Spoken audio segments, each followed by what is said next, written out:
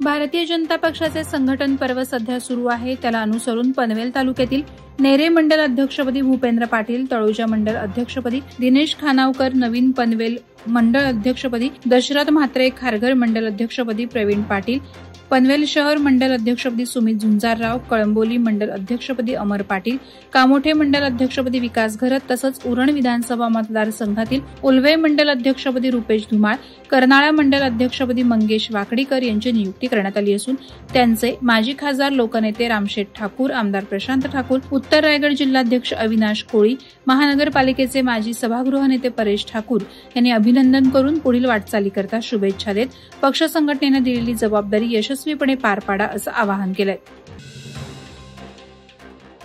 रसायनी पाताळगंगा हा औद्योगिकरणानं व्यापलेला परिसर असल्याने रसायनीतील पोलीस यंत्रणेवर अधिक ताण येत आहे. परिसरात कायदा आणि सुव्यवस्था राखण्यासाठी गुन्ह्यांना आळा घालण्यासाठी वरिष्ठ पोलीस निरीक्षक संजय बांगर यांच्या मार्गदर्शनाखाली सहाय्यक पोलीस निरीक्षक प्रमोद जाधव, पोलीस उपनिरीक्षक प्रमोद हंबीर, माळी अनुसया ढोणे आणि पोलीस कर्मचारी महत्वाची कामगिरी निभावत आहेत. नागरिकांना विविध प्रकारच्या सेवा प्रदान करण्याचं काम रसायनी पोलीस ठाणे करत आहे. म्हणून रसायनी पोलीस ठाण्याला गुणवत्ता व्यवस्थापन प्रणालीत योग्य कामकाजाबाबत A++ ग्रेडने ISO नामांकन प्राप्त झालंय. यासाठी वरिष्ठ पोलीस निरीक्षक संजय बांगर यांचे अधिक श्रेय असल्याचं दिसून येतं. शिवसेना प्रमुख बाळासाहेब ठाकरे यांचे निष्ठावंत म्हणून संबोधले जाणारे माजी जिल्हाप्रमुख बबनदादा पाटील यांची उपनेतेपदी निवड करण्यात आली आहे. या निवडीबद्दल त्यांच्यावर अभिनंदनाचा वर्षाव होत आहे. शिवसेना उबाठा पक्षप्रमुख उद्धव ठाकरे यांच्या आदेशानं शिवसेना उपनेतेपदी बबनदादा पाटील यांची नियुक्ती करण्यात आली आहे. शिवसेना मध्यवर्ती कार्यालयातून प्रसिद्ध करण्यात आलेल्या पत्रकात ही माहिती देण्यात आली आहे. सामना वृत्तपत्रात बबनदादा पाटील यांची उपनेतेपदी निवड झाल्याचं वृत्त प्रसिद्ध झालं आहे.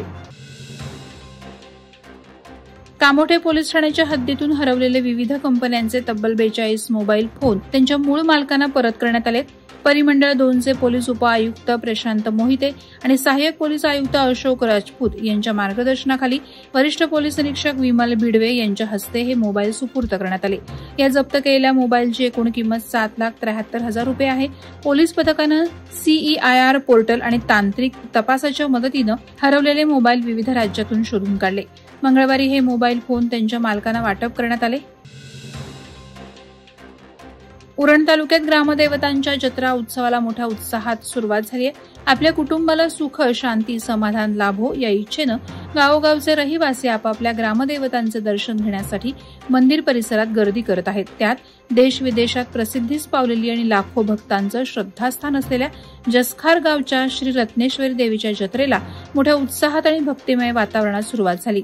सलग 3 दिवस चालणाऱ्या जत्रा उत्सवानिमित्तानं सकाळपासूनच भाविकांची पावलं श्री रत्नेश्वरी देवीच्या दर्शनासाठी जसखार गावच्या दिशेनं वळू लागली आहेत. रायगड पोलीस अधीक्षक सोमनाथ घारगे यांच्या हस्ते स्मार्ट पोलीस ठाण्यातील अधिकाऱ्यांचा सन्मान करण्यात आला.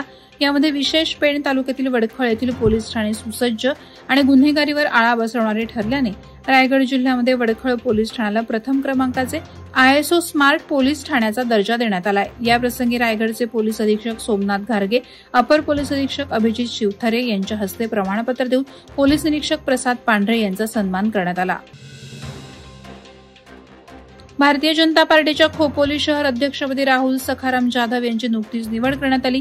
संघटनात्मक निवडणुका लोकशाही पद्धतीनं महाराष्ट्र राज्यात मुख्यमंत्री देवेंद्र फडणवीस यांच्या नेतृत्वाखाली नुकताच पार पडल्या. राहुल जाधव यांची शहर अध्यक्ष निवडीची घोषणा होताच भाजप कार्यकर्त्यांनी फटाक्यांची आतिषबाजी करत ढोल ताशांच्या गजरात पेढे वाटप करत मोठा जल्लोष केला. पक्ष संघटनेच्या कामात, कार्यक्रमात, आंदोलनात अग्रेसर असणारे राहुल जाधव यांचं सर्वत्र अभिनंदन करण्यात येत आहे. राष्ट्रीय समाज पक्षाचे संस्थापक अध्यक्ष तथा माजी मंत्री बहुजनांचे नेते महादेव जानकर यांचा 57वा वाढदिवस वावोशी येथे हरिओम मंगल कार्यालयात असंख्य कार्यकर्त्यांच्या उपस्थितीत पार पडला. यावेळी त्यांना महाराष्ट्रातून असंख्य कार्यकर्त्यांनी उपस्थित राहून शुभेच्छा दिल्या. महादेव जानकर यांनी राष्ट्रीय समाज पक्षाची स्थापना करून ते बहुजनांसाठी काम करत आहेत. त्यांनी अनेक वर्ष प्रस्थापितांविरोधात मोठा संघर्ष करून बहुजन समाजाला न्याय देण्याचा प्रयत्न केला. महादेव जानकर यांना मानणारा मोठा वर्ग असून बहुजन समाज त्यांच्या पाठीमागे ठामपणे उभा आहे. वादळवारा लाईव्हसाठी न्यूज ब्युरो, रायगड. नवी मुंबई व रायगड जिल्ह्यातील ताज्या बातम्या आणि घडामोडींसाठी सबस्क्राईब करा वादळवारा लाईव्ह चॅनल आणि दाबा बेल आयकॉन.